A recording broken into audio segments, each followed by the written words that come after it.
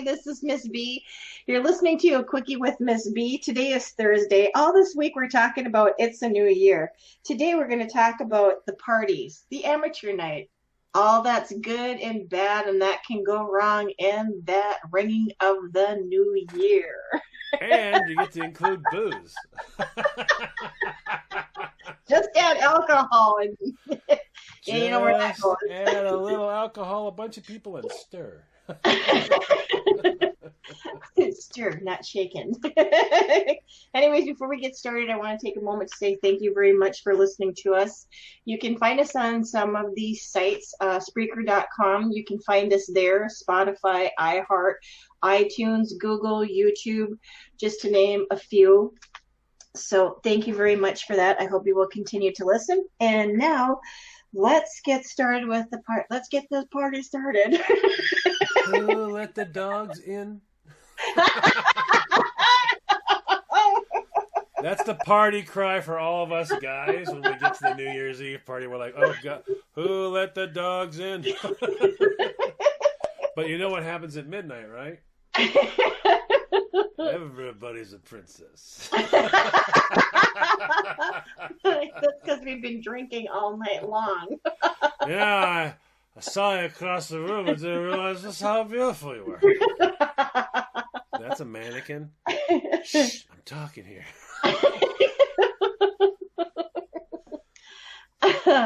Yeah. Oh boy, yeah.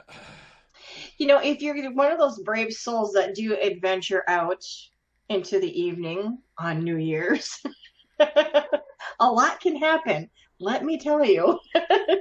There was one year that I went out with my girlfriends, and we got together and just we're gonna go out, have some drinks, ring in the new year. Nothing, too terrible. Wasn't gonna be like in super party animal mode. So, okay, so we're standing around. It's all close to midnight. Everybody's getting their drinks. All of the girls are gathering around. We're going to cheers each other. Hugs for everybody. I love you. New Year, blah, blah, blah, whatever. So as the New Year's ringing in, we're doing this.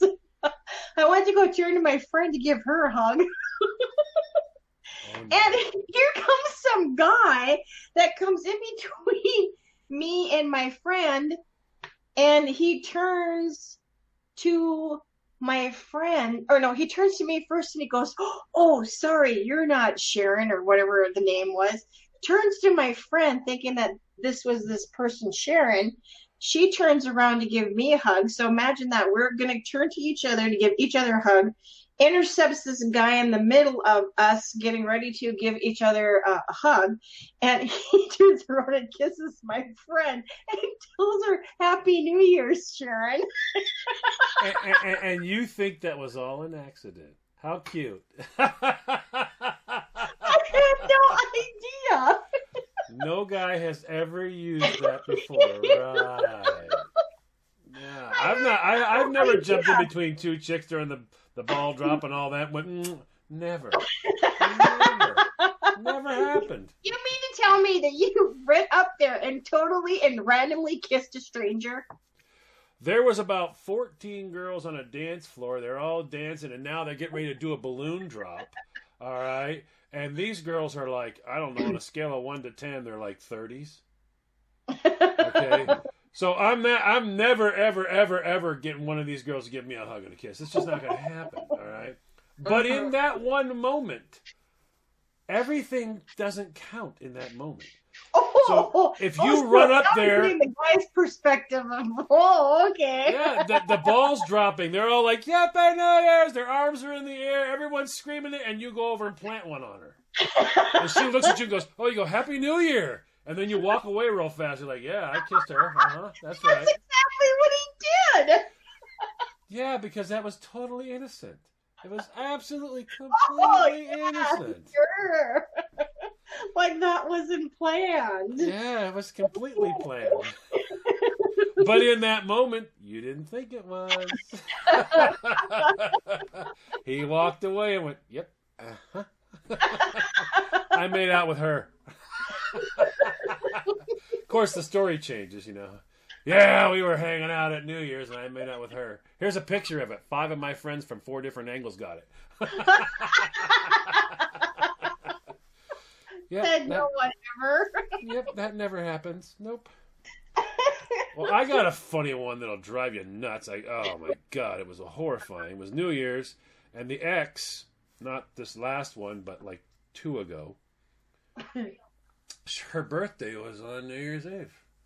Now it's just what a pain in the butt to do anything. You know what I mean? You hate it because it's like, if you want to go, I want to go out to dinner on my birthday. You're like, yeah, I got to plan that 5 years in advance. Yeah, we've been married for 3. And since I didn't plan your birthday party 2 years before I knew you, it's not going to happen. Okay, it's just not going to happen. There's nowhere to go. Well, do me a favor, find something to do. So I thought I had one place. As we got there, oh, guess what? Yeah, we're full. Yeah, but there's a reservation. I know, and everybody else who has a reservation that shows up tonight is being turned away. We're full. Well, why would you take reservations just in case someone doesn't show up? Really? Really? You took additional reservations just in case, and now that everybody did show up, you're telling the people who have reservations, have a nice day. Oh, that is just bad. He looks me right in the eye and goes, yeah, I know you'll never show up again. You'll probably have bad things to say about us. Have a nice evening. So then we end up going to a different place, and I'm like, you guys got room? The guys go, yeah, we got room. Yeah, we got room. I get there. He goes, we did have room. And I'm like, oh, you got to be kidding me. Seriously? He goes, well, you called like 10. I had to get here. I didn't call you from out front and go, I'm at the front door. Do you have room? I mean, that's stupid. Don't go somewhere unless you know. I'm like, wow, you cannot prior plan on New Year's. It's not possible. No. And I'm in Naples, Florida. Oh, yeah. Yeah, so it's like hoity-toityville. Oh, geez. And they're like, I tried the Savannah. They're like, we were taking reservations in 1995. And you're like, oh, great, whatever. Fine. I can't find it. And so eventually I just stop off and get some beers and figure we'll go sit in the park. Mm-hmm. You know what I mean? And we'll enjoy it. There's a stadium-like place over there, and you can see the big giant screen. I'm like, it's like being in the stadium. Mm-hmm. It's just that nobody's pushing or shoving. We'll sit over here. Needless to say, by the end of it and the ball dropped, the cop let me have the moment until the ball dropped, and then he came and gave me the ticket. Oh, that was nice of him. Oh, yeah. Because I didn't want to interrupt you guys. He goes, but you do understand you can't drink in the park, right? I'm like, are you going to seriously? He goes, I have no choice. He points upward, and I go, oh, there's cameras. Oh, man.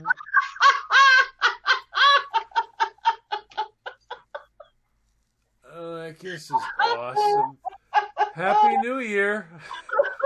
And I got my $125 public drinking ticket. And John goes and pays that ticket. We'll be back in a minute.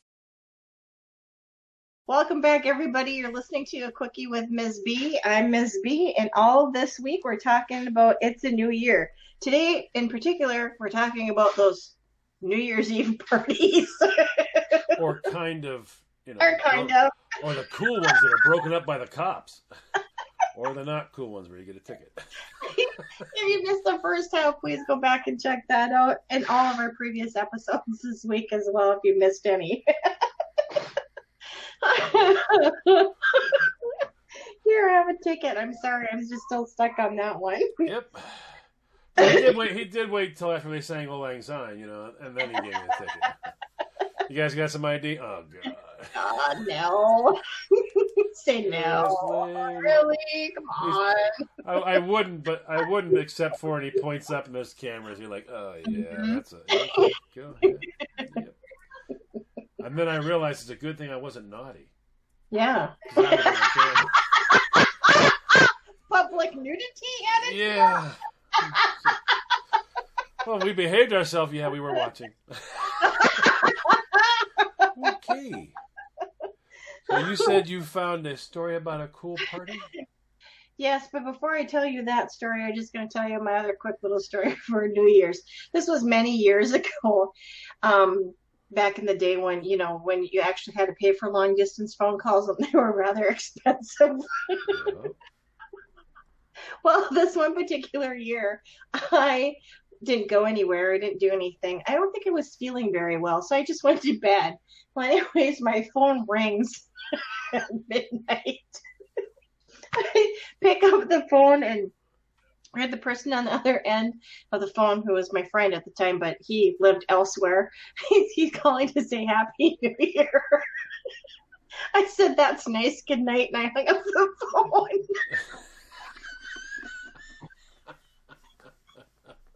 Can you feel the love? Not. Wow. Happy New Year. Yeah, that's cute. Bye. Didn't even say bye. I just hung up the phone on him. Wow. Yeah, he was kind of mad at me for a couple days after that. I don't know why. I just spent $13 wishing you Happy New Year. You could have at least said thank you. Yeah. You too. Anything. Right? Oh man. Girls. Girls. That was brutal. You just can't deal with them. Girls. I mean, what's up? That's for another show. Yeah. Okay, anyways, here's my story that I'm going to leave you with today. I hope this will give you a really good laugh. This one's called the New Year's Eve Party Phantom Guest? Question mark. Where are we going with this one? Okay, so it says Trevor's New Year's Eve party was an annual occurrence with numerous guests arriving. So you can imagine this. I mean, you got people coming through the door pretty regularly during the whole evening. A man knocked at the door, was greeted heartily, although no one knew who he was, and he was led to where the drinks were, which were in the kitchen. He sat there happily chatting away for a couple of hours before the strange light dawned on his face. You know, he confided to Trevor, I wasn't even invited to this party. I just came over to tell you that some of your guests' cars are blocking my driveway. He continued to say, my wife has been sitting out there in the car waiting for me to get them to move so we can go out.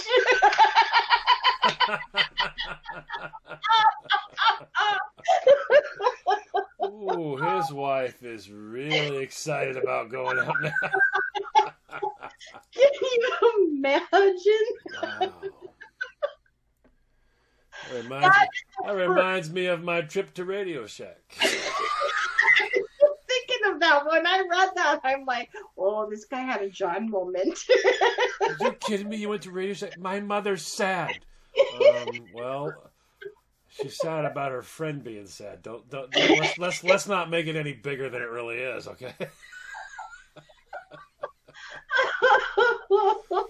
Wow, when he got back in that car, can you imagine that? Woof. Well, we can't go anywhere. Right? Why not? Because I've had a few drinks. And here's a short little other one, too. This is called the New Year's Wish. On New Year's Eve, Marilyn stood up at the local pub and said it was time to get ready. At the stroke of midnight, she wanted every husband to be standing next to the person who made his life worth living.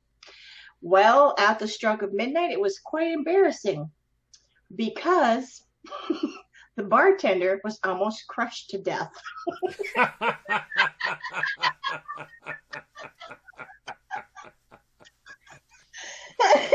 Ooh, yeah, that's a backfire. Especially if the bartender was 23 years old. A young, pretty thing? Yeah, I can just imagine. There's 52 women and their husbands are all behind the bar.